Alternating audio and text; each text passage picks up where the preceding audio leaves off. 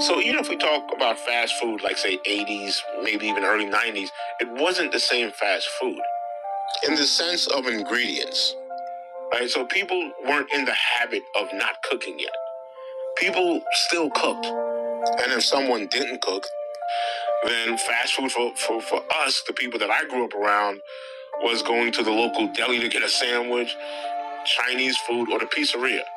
Like McDonald's was probably, once or twice a week or something like that. If it's McDonald's, KFC, Burger King, but it wasn't like breakfast, lunch, dinner, like it is today for a lot of people.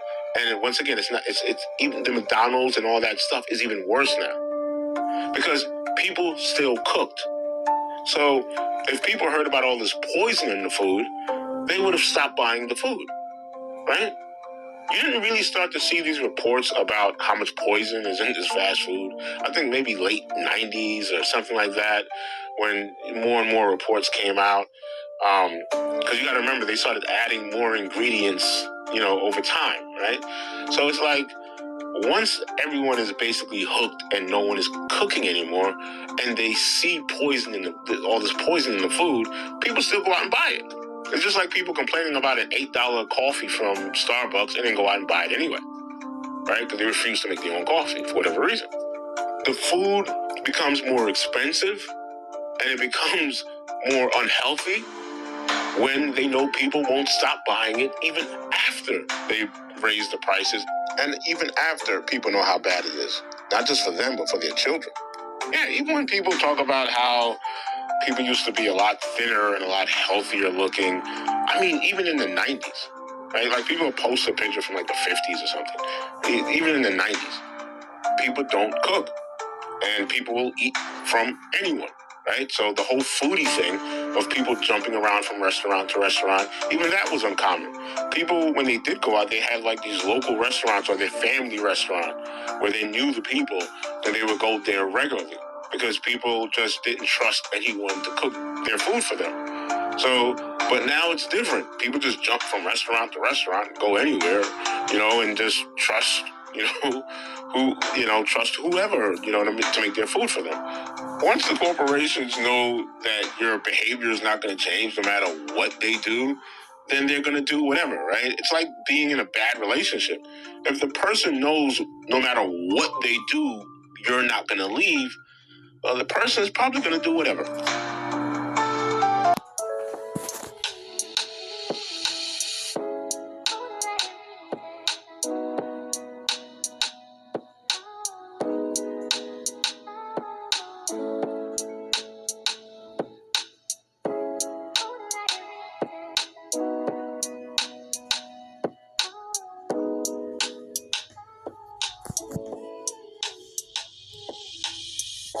The problem with society now is that it's difficult for someone to have fun without money. Like before, we knew how to enjoy life without money. It wasn't this big thing, right? The majority of, like me, when I was growing up, I'm Jamaican, grew up in New Jersey, there was always an event, right? Somebody was always having a birthday party, someone, or a wedding anniversary, or something like that, or it was just a holiday, right? It was just a holiday, and they're gonna have a party here. If it's in the summertime, then it's in the backyard. If it's in the wintertime, then it's in someone's basement, right? And these were like a lot of very social events. A lot of people cooked, so it wasn't extremely expensive to eat. Obviously things were cheaper back then, period. But, there wasn't any DoorDash every day, Grubhub every day. People stopping at Starbucks for breakfast because they don't want to make their own coffee and toast. It wasn't that expensive, for lack of a better word, to entertain yourself, right? Or to have these social bonding moments, right? When you go out and hang out with each other.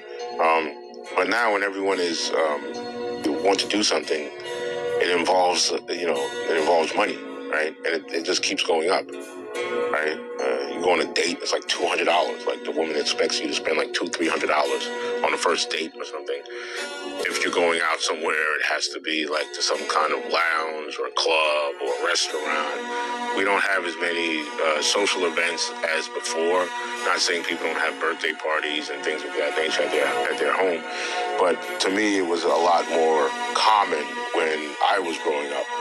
Right, there were a lot of family events going on, right, and people might take road trips or they might visit their family in a different state, and that would be okay. They didn't need to take a trip to Dubai, to feel like they were doing something with their life, something special. So that's the problem, especially with the changing economy and obviously this expensive way of living that people are used to. It's going to be a problem. Through social media, we voluntarily became part of the corporate propaganda, making the rest of the world think that basically everyone in the United States is rich. I've seen videos of people that have immigrated here from other countries.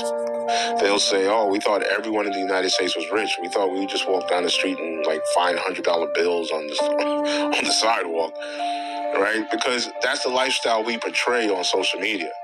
Like, everyone looks rich, right? You're always on vacation. You're in VIP at some club. You're at some restaurant somewhere, spending $500 on a piece of steak or something like that, right? So people from the outside view that in the same way that we'll look at, say, people in the music industry or Hollywood, and we just assume everyone is rich because that's the image that they're giving us. Right? They're giving us this image of everyone is rich and this is so great. And now you'll do anything to get into the music industry. You'll do anything to get into Hollywood, to be part of Hollywood, right? And then people come to the United States and then they find out that, hey, a lot of people here are living off of credit cards and living paycheck to paycheck. And, they have multiple jobs. They have side gigs, and these people are surprised, right? And then they fall into the same trap. They thought they were going to come here and live this luxurious life, and now they're working 2-3 jobs, and they're living paycheck to paycheck, right? It's like we're dragging more people into the system, right? Or even people that try to keep up with us, because it's not just outside of the United States. We're impacting people within the United States first to fall into the same trap, to live a lifestyle they can't afford because they're competing with other people that are living a lifestyle that they can't afford, right? And it's like this big cycle that keeps us all in debt, right? It's like a Ponzi scheme or something, and we're unknowingly pulling other people in.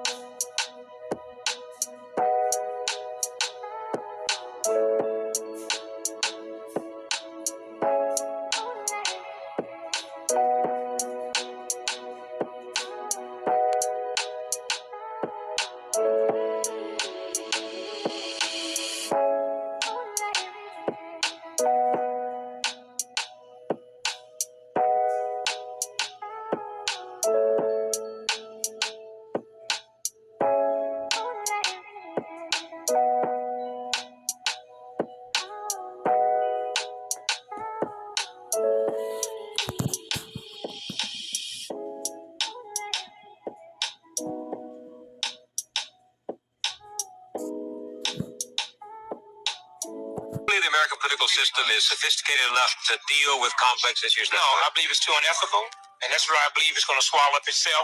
And I believe we're going to look around and have mass chaos in this country. Chaos? You're talking about violence? I'm talking about violence, yes. Because white folks are not going to tolerate being out of work. White folks are not going to tolerate being told they cannot own a house. White folks are not going to tolerate being told they can't go to Florida and get them some sun. And that's just what's fixing to happen. They never had to worry about me. Because when I tore up something, I tore up my neighborhood. White folks will blow up the bridge. They will blow up the bank. And I'm saying if we don't look and see where this country is headed, because you have white folk in this country that's never been without a job, that's never been without a good job. When I got a good job, I was surprised. I never expected it. When I found out I was going to college, I was surprised. I was the hero in my neighborhood. It's expected for white folks to go to college, and all at once, this lifestyle. There's only two people that can survive this country. The Indians will be able to survive it because they ain't never had gas up on them. They ain't never had a thermostat to turn down. And black folks might be able to survive it, provided we can get out all that silliness and stop trying to emulate something that we're not. You keep talking as if something dire is going to happen. Chaos if the economy falls, a revolution if the political apparatus collapses. And yet, I don't see much evidence of that. I see instead resignation, disillusionment, a retreat into self-centeredness, the me decade. I don't see any sense of the flames that might flicker into real change. I wouldn't see it neither if I wasn't watching the economy. And I'm not saying that we were cleaner back in that last depression or pure, but conditions forced me to live next to you as my brother. So I knew what dinner was. I don't know who lived next to me now. I don't know who's upstairs. I don't know who's downstairs. I know one thing, every other person got a gun. And when you live in a nation that would squawk more about registering their rifle than registering their children, and we in trouble.